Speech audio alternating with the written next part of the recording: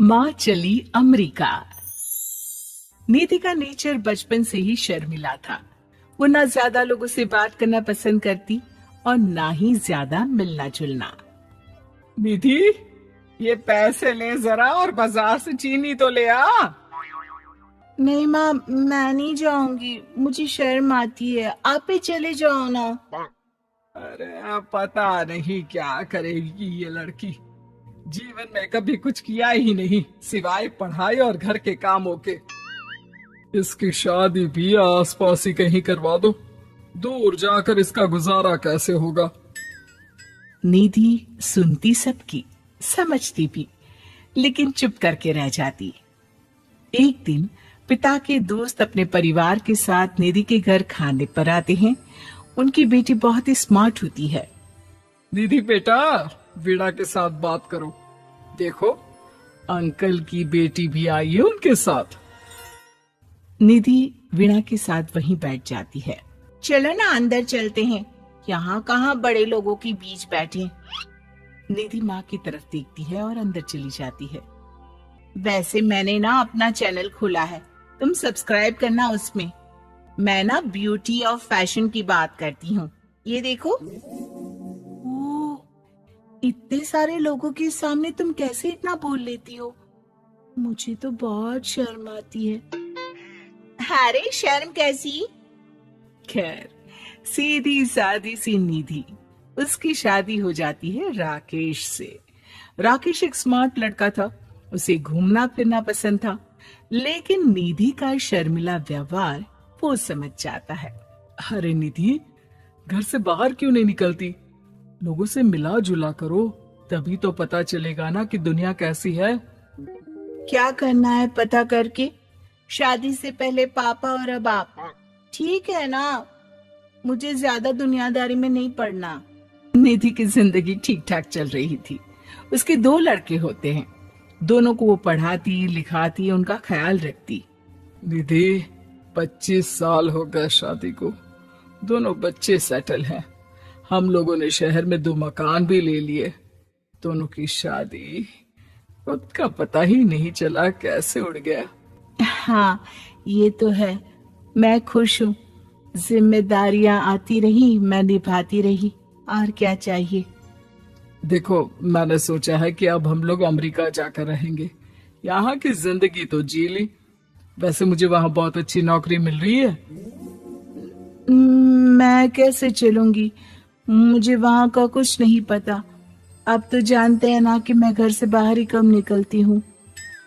अरे तो क्या हुआ, वहाँ भी घर में ही रहना है ना। मैं हूँ ना, नौकरी करूंगा। निधि मान जाती है और पति के साथ अमेरिका चली जाती है। माँ, तुम्हारी बहू को बच्चा होने वाला है, तो क्या तुम 2 महीने के लिए यहाँ आ सकती हो? मुझे तुम्हारी बहुत जरूरत है। मैं टिकट भेज देता हूँ। हाँ हाँ, ये तो बहुत खुशी की बात है। मेरा भी मन सबसे मिलने का कर रहा था, पर क्या माँ? पर अब मैं आऊंगी कैसे? पापा से बात करती हूँ। देखो माँ, प्लीज बहाना मत बनाना। तुम जानती हो ना, इस वक्त में मैं किसी पर भरोसा नहीं कर सकता हूँ। निधि पति को सारी बात बताती है। क्या आप भी चलेंगे? निधि, आने जाने में बड़ा खर्च हो जाएगा। ऊपर से मुझे यहाँ छुट्टी नहीं मिलेगी। बहू पर वक्त ऐसा है कि तुमको तो जाना ही पड़ेगा। मैं अकेले दुकान तक तो नहीं जा पाती। इतनी दूर भारत कैसे जाऊंगी? मुझसे नहीं होगा। लेकिन सबके कहने पर निधि को जाना ही पड़ता है। एयरपोर्ट में घबराई निधि एक मुसाफिर से कहती है, मैं ना भारत जा रही हूँ, दिल्ली जाने वाली फ्लाइट। सब मिलकर निधि की मदद करते हैं और फाइनली निधि भारत पहुंच जाती है, जहां बेटा उन्हें घर ले आता है। वाह माँ जी, यहाँ तो मैं भोपाल तक नहीं जा पाती, आप अमेरिका से आ गई। भाई, चालाकी तो औरतों में होनी ही चाहिए। यहाँ हम बुद्धू के बुद्धू रह गए। निधि इतनी दूर और लंबा सफर करके थक जाती है। वो चुपचाप बैठ जाती है। बैठना नहीं है माँ जी, बच्चा बच्चा पकड़ना है, ये लीजिए। और हाँ, घर का काम तो मैं करूंगी नहीं, जानती है ना, शरीर कच्चा सा है।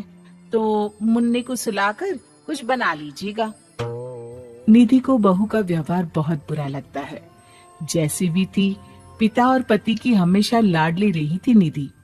निधि बेटे की तरफ देखती है।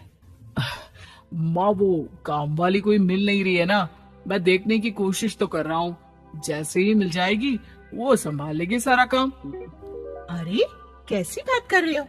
जब पहले मैंने कहा था कि अमेरिका से इनके टिकट में जो पैसा खर्च कर रहे हो उतने में नौकरानी रख लो, तो नहीं, मेरी बात पर विश्वास नहीं था कि ना कोई मेरे बच्चे को अच्छे से नहीं संभालेगा। अब इनका भी खर्चा और नौकरानी का भी खर्चा। अरे ना जी ना, मैं नहीं संभाल सकती। निधि जैसे तैसे 2 महीने रहकर वापस अमेरिका चली जाती है, लेकिन वहां जाते ही जैसे राकेश उसे देखता है, उसके गले लग जाता है। ये क्या हालत बना रखी है निधि, कैसी लग रही हो? खाना नहीं खाती थी क्या? क्या हो गया? निधि पति से कुछ नहीं कहती, बस रोती ही चली जाती है। मैं नहीं चाहूंगी कभी भी भारत, आप मुझे हमेशा यहीं रखना अपने पास। राकेश बेटे को फोन करता है। तुम्हारी माँ की जो दुर्दशा करके तुमने भेजा है ना, मुझे पता होता तो मैं अपनी बीवी को कभी तुम्हारे पास नहीं भेजता। पापा, आप तो रीना का नेचर जानते हैं ना, वो माँ पर हावी रहती थी। अब मैं तो ऑफिस चला जाता था, वो माँ पर जुल्म करती है, और माँ भी इतनी सीधी है कि चुपचाप सहती रही। मुझे माफ कर दीजिए पिताजी। खैर, राकेश कहता भी क्या, प्यार दुलार के साथ अपनी निधि को संभालने में लग जाता है। लेकिन कहते ना, वक्त हमेशा एक सा नहीं रहता। अमेरिका में ही राकेश की मृत्यु हो जाती है और निधि अकेली रह जाती है। बड़ा बेटा कहता है, माँ भारत चलो ना, हम लोग साथ रहेंगे। निधि को जैसे ही वो सब सीन्स याद आते हैं, वो परेशान हो जाती है। समझ में नहीं आता कि पति के बिना अब जीवन कैसे चलाएगी। मैंने सारा जीवन घर का काम किया, घर देखा और जिंदगी चलाई, लेकिन जिस घर में रही सबने प्यार दिया, मैं वहां नहीं जाना चाहती। तभी राकेश जिस कंपनी में काम करता था, उसका मालिक निधि के घर आता है। वो भी भारतीय ही होता है। दीदी, राकेश ने आपके बारे में बताया था। जब से आप भारत से लौटी थी, उसे आपकी बहुत चिंता रहती थी, इसलिए उसने मुझसे कहा था कि कभी अगर वो ना रहे तो मैं आपको ये पैसे दे दूं। और हाँ, हम लोगों की कंपनी में आपके लिए नौकरी भी है। निधि पति के पैसे देखकर मन में तसल्ली करती है और नौकरी के लिए हाँ कर देती है। अरे पागल है क्या माँ, कैसे नौकरी करोगी? ये अमेरिका है, दिल्ली नहीं।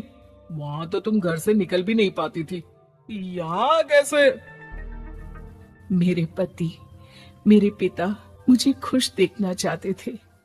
वो लोग जब तक थे, मुझे किसी चीज के लिए ना फोर्स किया, ना कभी कमी होने दी। पर अब मुझे जीवन जीने के लिए घर से निकलना ही होगा। बेटा, तुम तो अगली फ्लाइट से भारत लौट जाओ, मैं यहीं खुश